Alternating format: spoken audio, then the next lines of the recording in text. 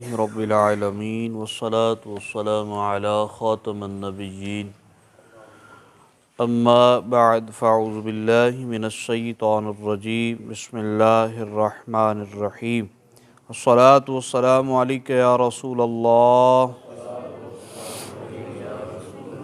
وعلی آلک واصحابک یا حبیب اللہ الصلاة والسلام علیک یا نبی اللہ وعلی آلک واصحابک یا نور اللہ نویت سنت الاعتکاف۔ اللہ رب العالمین نے پارہ 6 سورہ المائدہ کی آیت نمبر 6 میں ارشاد فرمایا وَإِن كُنتُم جُنُبًا فَاتَّطَہَّرُوا، اور اگر تمہیں نہانے کی حاجت ہو تو خوب ستھرے ہو لو۔ تھوڑے تھوڑے اگر قریب آ جائیں گے تو سپیکر بھی نہیں ہے۔ فرمایا اگر تمہیں نہانے کی حاجت ہو تو تم خوب ستھرے ہو لو۔ اگر نہانے کے متعلقہ اگر حدیث پاک سے ہم روشنی لیں تو پیارے آقا علیہ الصلاۃ والسلام کا ایک واضح فرمان، فرمایا فرشتے اس گھر میں داخل نہیں ہوتے، فرشتے اس گھر میں داخل نہیں ہوتے، یہاں رحمت والے فرشتے مراد ہے، جس میں کوئی جنبی اس کو بولتے ہیں کہ جس پر غسل فرض ہو۔ فرمایا جس گھر میں جنبی ہو اس گھر میں رحمت کے فرشتے داخل نہیں ہوتے۔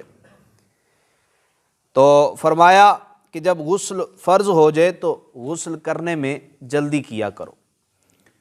اب سب سے پہلے ہم یہ سیکھتے ہیں کہ غسل کن کن صورتوں میں فرض ہوتا ہے۔ کچھ کو پتہ ہے اور کچھ مزید جو ہے وہ ذہن نشین کر لیں۔ نمبر 1، منی کا شہوت کے ساتھ جدا ہو کر عضو سے نکلنا، یہ ایک ریزن ہے غسل فرض ہونے کی۔ اور دوسری ریزن بیان کی گئی کہ سوتے ہوئے منی کا نکل جانا، احتلام ہو جانا۔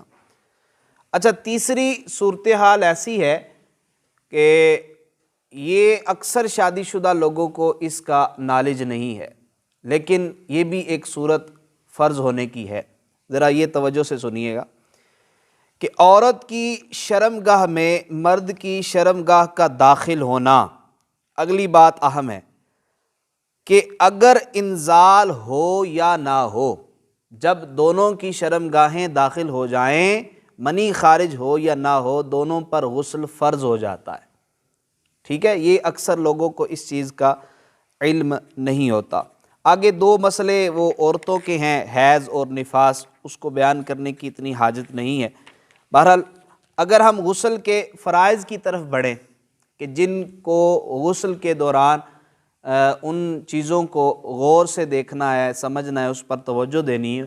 غسل کا سب سے پہلا فرض ہے کلی کرنا، منہ کا اندر والا حصہ دھونا۔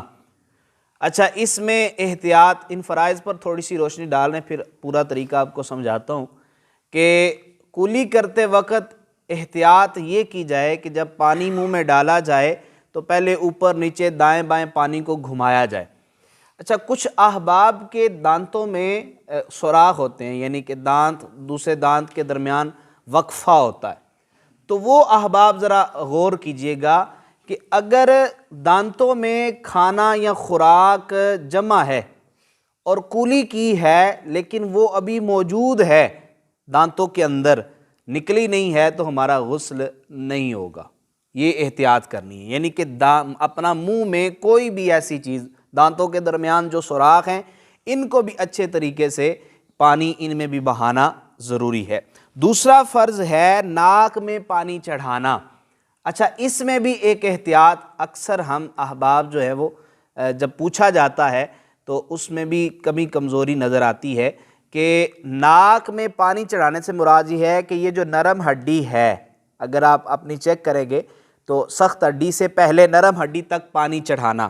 اب اس میں یہ ایک احتیاط ہے کہ اس کے ناک کے جو بال ہیں ان کو بھی تر کرنا ہے، صرف یہ نہیں کہ پانی کو سنگھا دینا تو غسل کا فرض ادا ہو جائے گا، نہیں، وضو کا مسئلہ اور ہے، کیونکہ وضو میں ناک میں پانی چڑھانا یہ سنت موقدہ کا حکم میں آتا ہے، واجب کے درجے میں آ جاتا ہے۔ بہرحال یہ جو فرض غسل کے اندر ناک میں پانی چڑھانا فرض ہے، اس پر ذرا احتیاط کیجیے گا کہ ناک میں اگر کوئی گندگی ہے اس کو بھی نکالنا ہے، اور اس کے جتنے بال ہیں نرم ہڈی تک وہاں تک پانی چڑھانا بھی ضروری ہے۔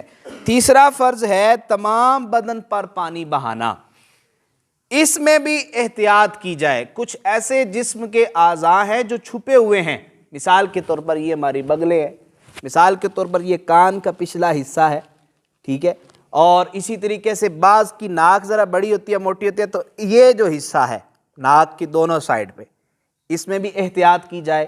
اسی طریقے سے یہ جو گلا اور ٹھوڈی اور گلا، یہاں پہ کچھ لوگوں کی سلوٹیں ہوتی ہیں، ان کو اس طریقے سے صاف کرنا، ٹھیک ہے۔ پیٹ بعض بندوں کا موٹا ہوتا ہے، بڑا ہوتا ہے، تو پیٹ کے نیچے جو ہے پانی کو اچھے طریقے سے بہانا۔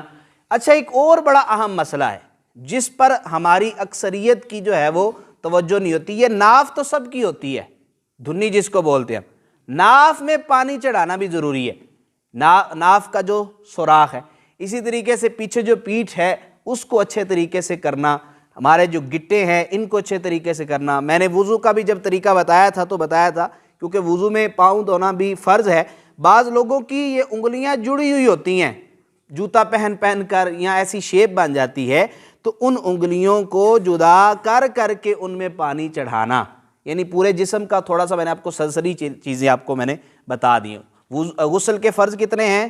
3۔ سب سے پہلا فرض کولی کرنا، اور کولی ایسے کرنا کہ پورا منہ ایک دفعہ دھل جائے۔ دوسرا فرض ہے ناک میں پانی چڑھانا، اور تیسرا فرض ہے کہ پورے بدن پر پانی بہانا کہ ایک بال بھی خشک نہ رہ جائے۔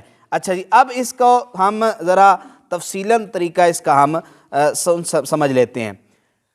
سب سے پہلے جب ہم نے غسل کرنا ہے تو 2-3 احتیاطیں کی جائے، جیسا کہ استنجا کے حوالے سے بھی میں نے عرض کی تھی کہ جب ہم استنجا کے لیے بیٹھیں تو ہمارا منہ، ہمارا چہرہ اور ہماری کمر جو ہے وہ قبلے کی طرف نہ ہو، بلکہ اس سے مخالف ہو۔ ایک تو یہ صورتحال۔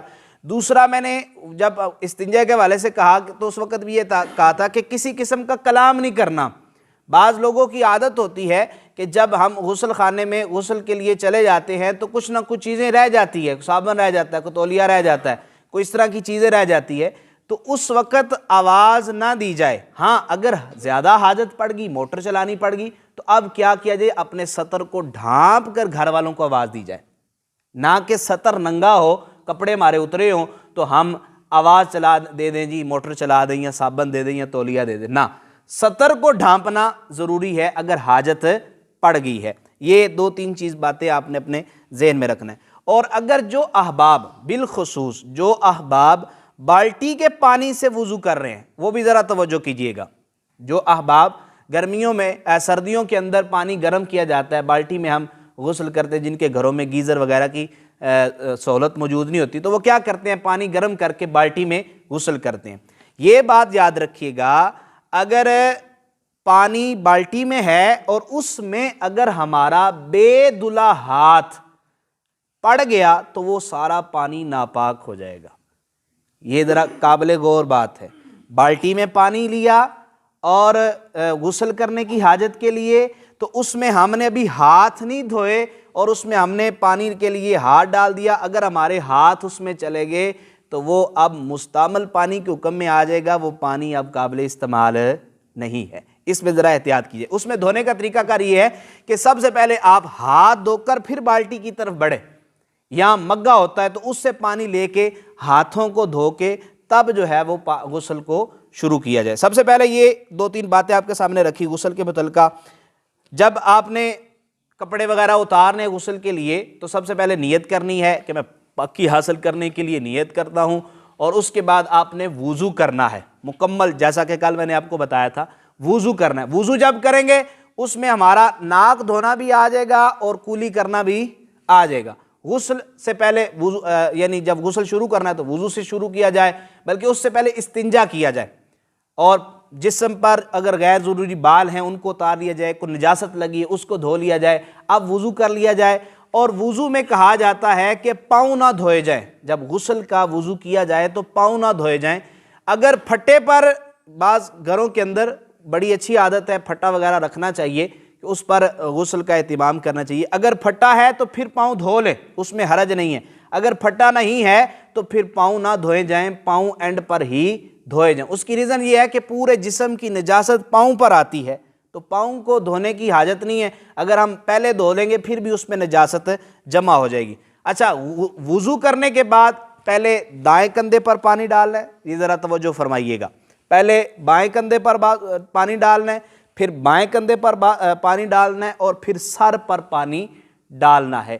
جو احتیاط میں نے پہلے بتائیں، یہ ہماری بغلیں ہیں، یہ ہماری ناک کی نتھیں ہیں، اگر ہمارا، کیونکہ مرد کے لیے ویسے کان چھدوانا ناجائز اور گناہ ہے، اگر کسی صورت میں چھدے ہوئے ہیں تو وہ اگر سوراخ کھلے ہیں تو ان میں بھی پانی بہانا ضروری ہے۔ ٹھیک ہو گیا؟ اسی طریقے سے جو میں نے احتیاطی آپ کو بتائی، ان کو بھی ملحوظ خاطر رکھنا ہے۔ اللہ رب العالمین ہم سب کو عمل کرنے کی توفیق عطا فرمائے۔ اور غسل کے بعد وضو کرنا ضروری نہیں ہے، کیونکہ اعضائے وضو جو ہیں ان پر پانی بہہ جاتا ہے، تو اب بعد میں وضو کرنے کی حاجت نہیں، وہی غسل والا وضو ہی کافی ہے۔ اللہ رب العالمین یہ مسائل سیکھ کر ان کو آگے پہنچانے کی توفیق عطا فرمائے۔